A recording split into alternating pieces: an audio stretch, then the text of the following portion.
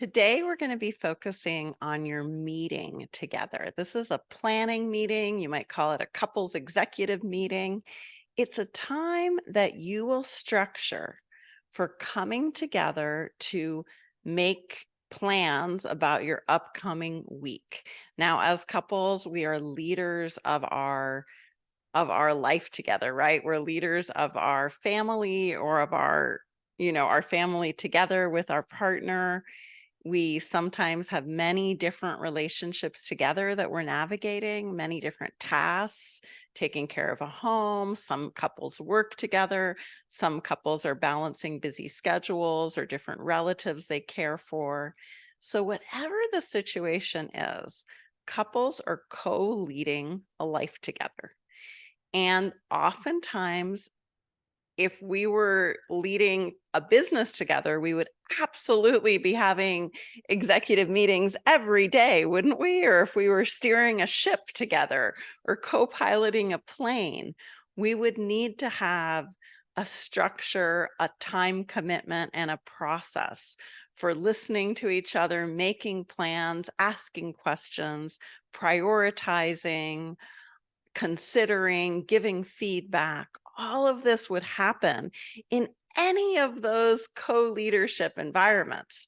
So why don't we as couples know to do this and to do this regularly? Now, some couples do, and that's really where this work grows from, is looking at couples who have loving, you could say emotionally successful, rewarding relationships. They will naturally have planning sessions. They don't have to necessarily structure it. Although I find having a structure and having the consideration to ask each other to set aside this time and to go through this process that I'm going to share with you now about the meeting, the planning session with your partner is really important. So first, let's look at what do we do to prepare? So one of the ways we can prepare is to tune into our own higher self, into our own kind of inner compass, soul level guidance. And one of the ways I like to do that is grounding energy first, connecting with earth, stabilizing ourselves, reminding ourselves of our inner safety, are validating our emotions, our feelings, our sensations. We might do some deep breathing as we do that.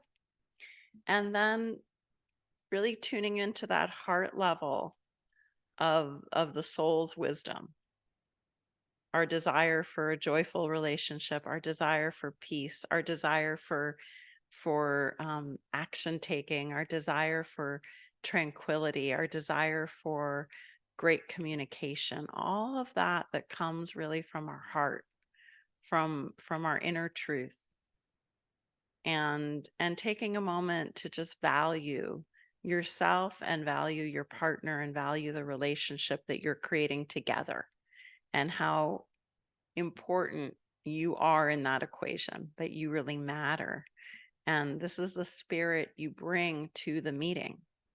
Now, it's a good idea also to have already decided together on your shared values as a couple and be able to bring those into yourself or together, say them out loud in the beginning of the meeting. This sets the tone. When we share our love and our values, we are beginning our meeting with that sense of connection. Now, that's the most important thing I want you to do. Ground your energy, connect with your own higher truth, share your shared couple's values and commitment to your love and to being present for each other and for yourself. And every meeting will be a little different, but what I recommend is that you decide what the plan is together before you even have a meeting. It can be a good idea to take 5-minute turns each to talk and have a timer. And when one is talking, the other one takes notes and then asks questions, making sure there's clarity about what's most important to your partner.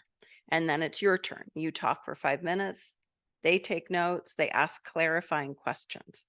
Now we are just getting clarity. We are not attacking, defending, arguing. This is a time of equal sharing. Now, that might go on. There might be one time each, three times each, whatever you decide is appropriate. You might plan before your meeting that there's certain chunks of discussion topics. You might decide 5 minutes is too long for you. You want it to be 3 minutes each. And you're going to talk about the children in one block of time. Another block of time, the house. Another block of time, the holidays that are coming up. The finances. So these are separate blocks of time. This can really help in organizing your thoughts, your decision making, and your understanding of each other. So make sure you've decided on the process in advance.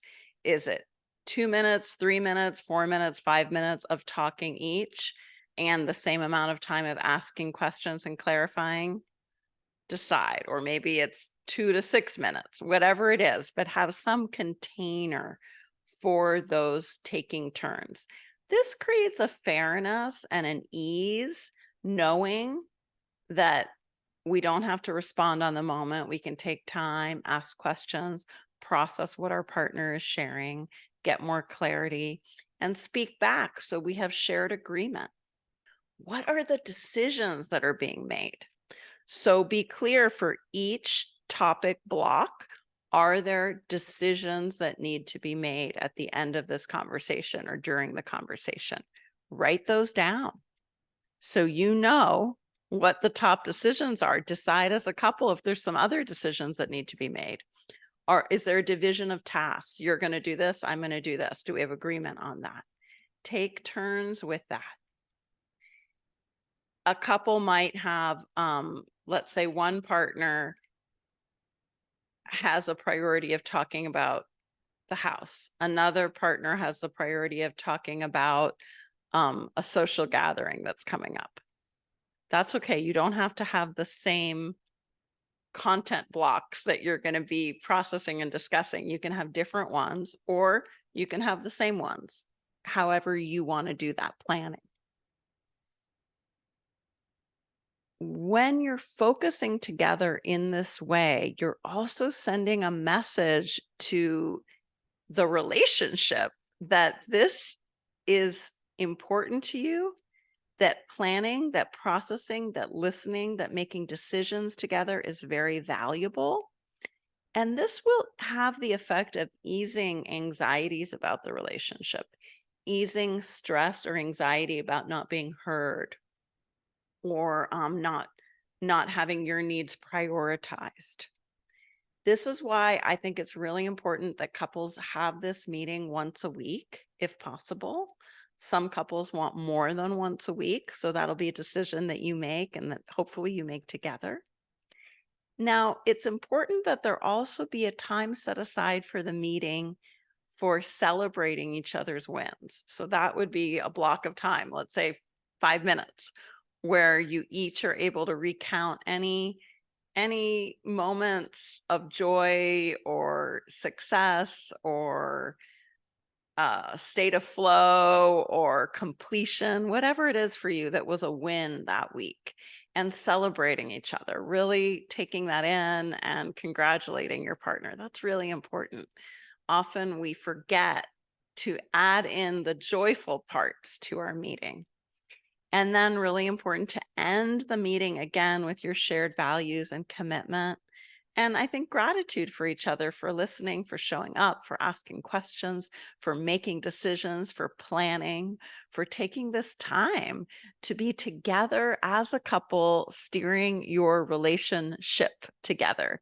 This is really valuable. This is a great thing you're doing individually and together for your relationship. This will benefit your communities, whether that's your children, whether that's your pets, whether that's your bigger community, whether that's your future life together. This will really create lasting benefit.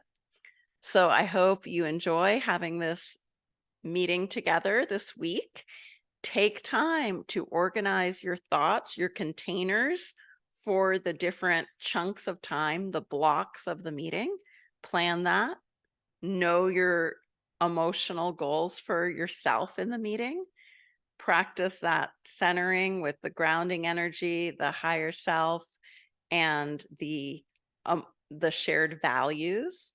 Practice sharing with each other your shared values, and practice get it down on paper as an outline that at the end you'll make sure to celebrate each other's wins, and that you'll end the meeting again with gratitude and shared values and connection, and giving yourself and your partner credit for showing up this way and doing this.